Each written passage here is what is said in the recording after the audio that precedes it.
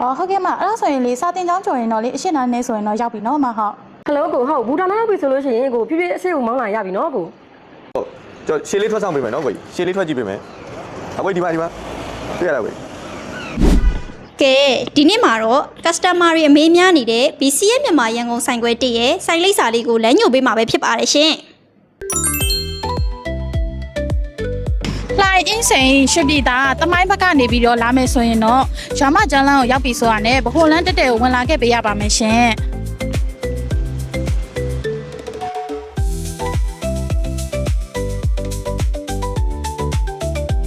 ဘိုလန်းတိုင်းဝင်လာပြီဆိုတာနဲ့အမက15ကျောင်းအကျော်လေးမှာညီမတို့ရဲ့ BCS မြန်မာဆိုင်လေးရှိပါတယ်ရှင်။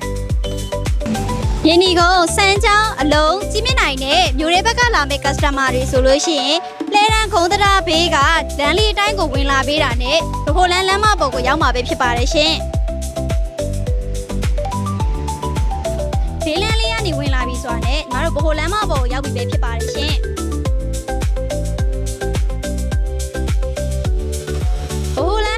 ဝင်လာပြီးပြီဆိုရင်တော့ညီမတို့ဝင်တော့တာလမ်းရဲ့ဘေးနှစ်တိုက်ကျော်လေးမှာညီမတို့ BCS မြန်မာဆိုင်လေးရှိပါတယ်ရှင်